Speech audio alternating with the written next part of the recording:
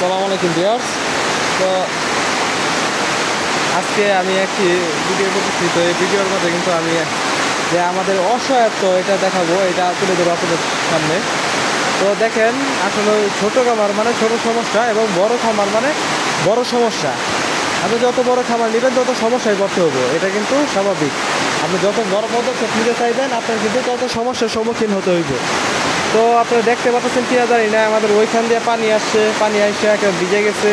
ওই দিক দিয়ে পানি আসছে, মানে যত পলিথিন দিয়ে আমরা যাই দিই পানিটা কিছুতে আটকে রাখা যাইতেছে না। তো আসলে সব কিছু মনে হচ্ছে দিঘা একদম আমাদের পরিশ্রম যা যে করছি।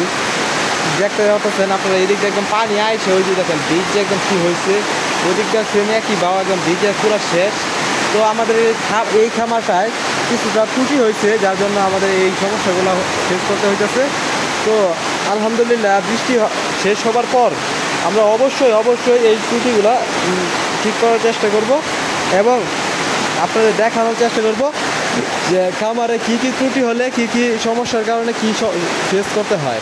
তো আমার মুরগিগুলো কিন্তু একটাও ওই পাশে নাই, যেদিকে পানি আপনারা খেয়াল করলে বুঝতে পারতেছেন, একটাও কিন্তু নাই।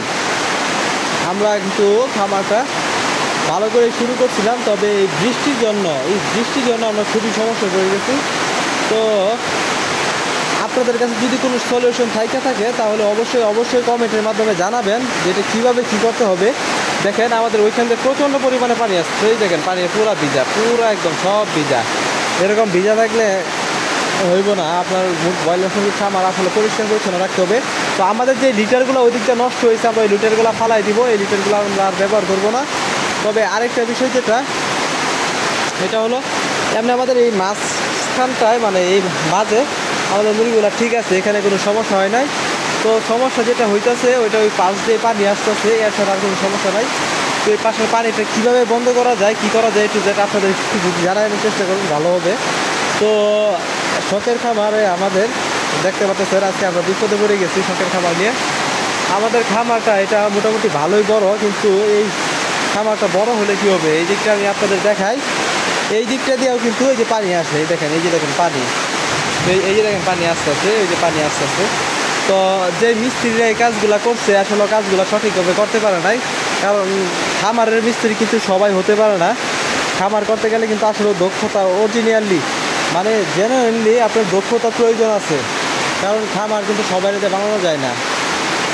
এইটা যদি আজকে খামার না হয়ে একটা ঘর হতো বা কিছু হতো তাহলে কিন্তু এতটা পানি ঢুকতো বলে আশা করতেছি না।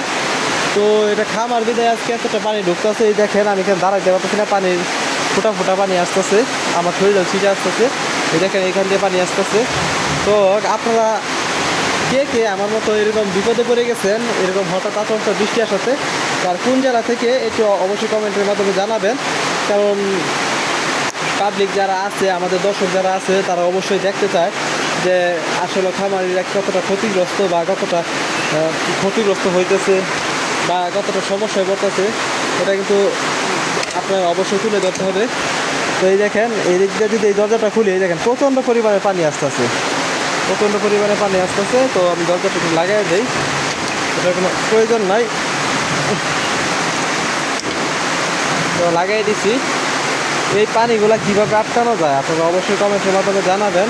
আর দেখতে পাচ্ছেন আমারটা পরিবেশটা পুরো একদম নষ্ট হয়ে গেছে, এই যে দেখেন ওই যে পানি জমে গেছে, এতটা লিটার থাকার পরে ওইখানে পানি জমে গেছে, তাহলে আপনারা অবশ্যই বুঝতে পারতেছেন কতটা পরিমাণে পানি আসতেছে। তো পানি আসার কিছু কারণ আছে, বৃষ্টির